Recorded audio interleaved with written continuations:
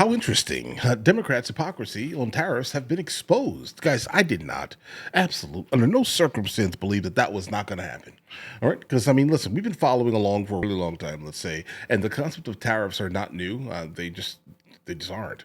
But I think everyone is kind of up in arms about it exclusively because Trump's doing it, though. Like, literally, if it wasn't Trump and Obama did it, or Biden did it, right? Everyone would be praising the whole effort. Think about this.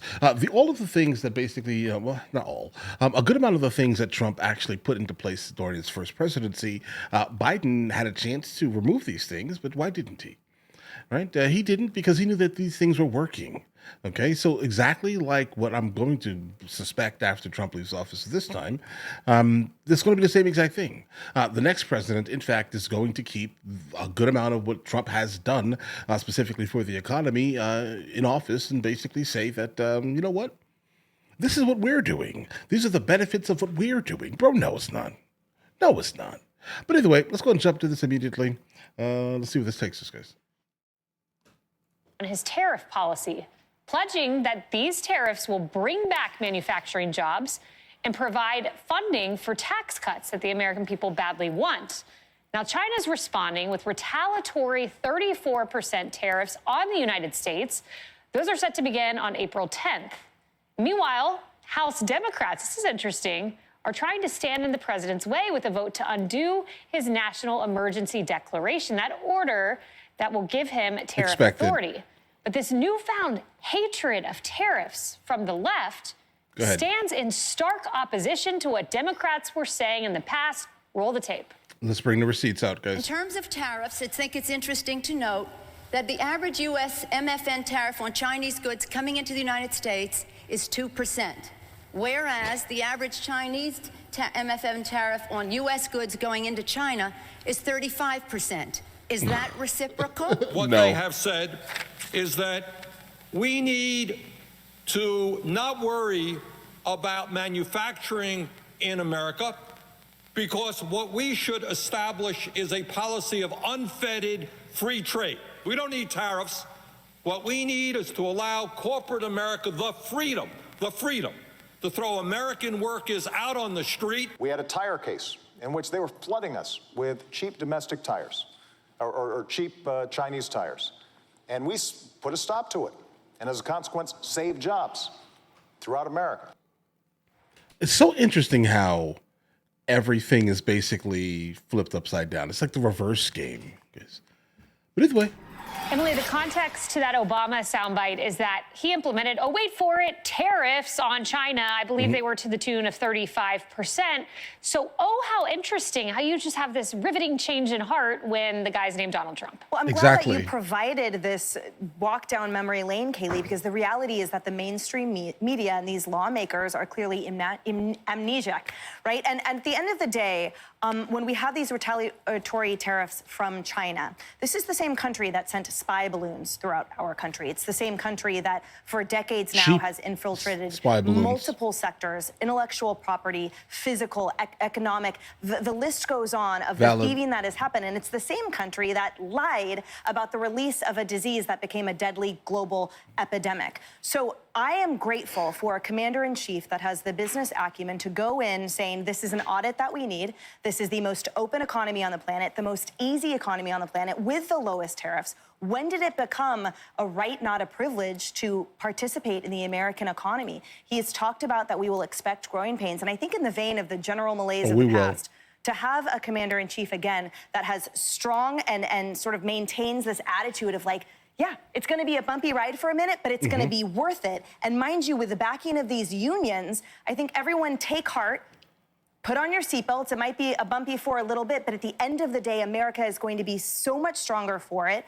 Good blue-collar jobs, to quote the auto workers union, that will happen in a matter of months. And I think we will see the ship right itself soon. But I personally have my faith in the commander-in-chief. And it seems like the Pelosi and Bernie Sanders and Barack Obama of the past do too. They should be cheering him on. Their old selves would have. I want to pull. Yeah, at one time, definitely. But unfortunately, like, they're just so stuck in their echo chamber that they are not willing to even see the actual benefits to America. They only see and seem to only care about, at least, the things that their party wants. Pull up the single best tweet I have seen about tariffs. It comes from Cynical Publius, and here's what he said. Those arguing against the Trump tariffs are all members of the intelligentsia who earn their livings at a keyboard and/or a microphone, so the media. No one with callous hands who watched their families descend into despair and fentanyl as manufacturing industries fled their communities opposes what Trump is doing. He went on in a different tweet to say, those who are screeching the loudest are those who have been wrong. And it occurred to me, Tommy, remember when Donald Trump was a Russian operative? I do. That's what the media told us. Right. Remember when the Hunter Biden laptop was misinformation? I do. Remember when Donald Trump could never win an election, nevertheless a primary? I remember that. And remember when COVID could have never originated in a lab? All those voices are the same ones telling us this will be a disaster. Now, that doesn't mean this is all going to work out. No. But I'm willing to bet against those voices. Yeah, guys, it's going to be very, very hard. Let's just be completely honest here. We are going to go through some rough times, but again, we have not actually gone through rough times in entirely way too long, okay?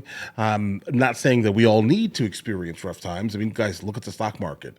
It's basically liquidating, right? It's melting, let's say.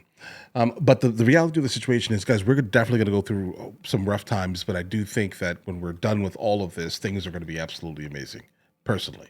All right. And again, the next president that's in office is absolutely going to keep things as business as usual once they realize, exactly how beneficial this is to the economy. I'm also glad that you brought up COVID, because I've been talking about this all week. These same people that are now in hysterics over these tariffs didn't seem to have much of a problem when we shut the entire country down for a year plus, destroyed the supply chain, destroyed lives over COVID. They were okay with that. That was a risk they were willing to take in the name of COVID. But now they're panicking. That aside, if not President Trump, who would do this? He, to your point, has a record of making tough decisions, explaining them to the American people, why he has to do them.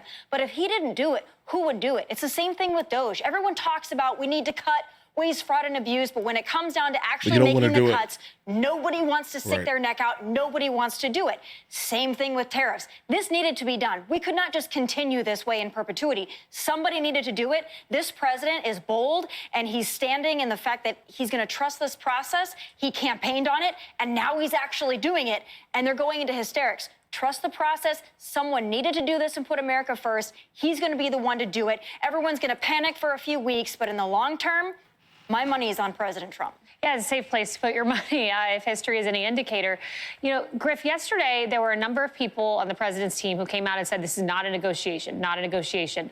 President Trump was asked this on Air Force One. Is this a negotiation with other countries? Here's what he said. We have a set of tariffs based on what they've been charging us. That's reciprocal. And those tariffs have come in and every country's called us. That's the beauty of what we do. We put ourselves in the driver's seat. If we would have asked some of these countries, almost most of these countries, to do us a favor, they would have said, no, now they'll do anything for us. He goes on in that same... Exactly. So you guys sent me a video yesterday that was basically talking about how Carolyn Levitt basically stated that this is not a negotiation, bro. This is, in fact, that's exactly what this is. If it does go, if everything does go into effect, it goes into effect. But a lot of countries are going to have to now start realizing, hey, listen, maybe we shouldn't be tariffing the United States of America, 80+% on everything. All right. Maybe we shouldn't. Okay? What can we do so you don't realize that we've been taking advantage of you the entirety of the time, guys? Right? That's the reality here, guys. Same gaggle to say, yeah, I'm willing to negotiate. So maybe it was his team posturing, and then he's saying, I'm the great negotiator coming in to close the deal. Mm-hmm. Well, and playing a little bit off of what Tommy said, look, he campaigned on this. In fact, he's been talking about unfair trade deficits and reciprocal tariff mindsets since he wrote a book in 1987 called Art of the Deal. He tried a little bit of it in the first term. Now he's thought about it in the 4 years off, and he's all in. I would say this. When we see him actually doing what he told us he was going to do on the campaign trail, I look at the border. We just had the lowest crossings in history at the border, something he also campaigned on. Bill Maloogian and I, if we're being honest, would have told you we never would have thought in the first 100 days you would get it to there because the crisis was so real. Now, you've got people white-knuckling as we speak because Nintendo 2 isn't going to release the Switch 2. Another reason. And in fairness, the market drop is a real thing, but it's not like he didn't tell us also that that was going to happen. And so I think as we go forward and sort of analyze and report on exactly what's happening in the tariffs with each country, I think you're going to see perhaps a little bit more of the fruit. So I think really to their point, patience is probably the smarter play here for now. Cheryl, you're the expert. Yeah, guys, when it comes down to the stock market always bounces back. It seems to be, it's just what it does, right? So I would definitely say if you are someone that does invest in the stock market or, puts a good amount of money, let's say, into your IRA or SEP IRA or even your 401k, I definitely would, if it was me, what I would do is still continue the same amount of money I was doing before, guys. We'll be honest. Because now, if it was me, again, right, everything is much cheaper than it should be. So when it goes back up to normal, right, get ready. On this, and I've been wanting to hear your thoughts all morning because that's what the news today is China hit us with the 34% tariff. Trump sent this out. China played it wrong. They panicked. The one thing is this, that they cannot afford to do.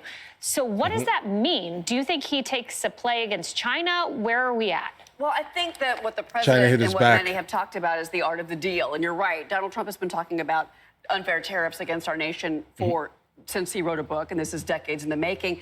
The China-United States fight is decades in the making. This has been going on for 20 years. China entered the WTO back in 2001.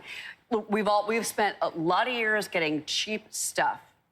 That is likely going to end, at least for now. iPhones are going to be $2,300. That's the reality. And look, when you've got, that's why a lot of the market is selling off, because they're realizing that the global supply chain is about to be completely upended. But if you look at the decline of the American worker and the shrinking of the American factory and the loss of American jobs, it is because of China. I've always said we enabled China as a nation, and I'm going back 20 years. I'm not talking about right now. So the fight against China that Donald Trump has brought to the table has been successful and needed to happen. In his first term, tariffs against China were successful. They weren't this extreme. And then you had Joe Biden, who didn't enforce what was supposed to be happening. China was supposed to be buying American agricultural products. You know what? They did not. And he didn't enforce it. So they've had 4 years of a break, and now that break is over for China. As far as the market goes, though, I have to say, yes, there are a lot of big companies that have exposure to China, and that is why the market is very concerned. Yeah, that's why it's doing that. Yeah. The bigger picture is that we pull back. I think that, and I believe this, I think reciprocal tariffs would have gone over easier with market participants than the charts that they pulled out into the Rose Garden on Wednesday. When they saw the different percentages, and I think that that's when the market said, wait a minute, this is a little more dicey than we wanted to see. Absolutely. But I think the reciprocal would have gone over just a little bit. Did you say $2,300 iPhones? Yeah.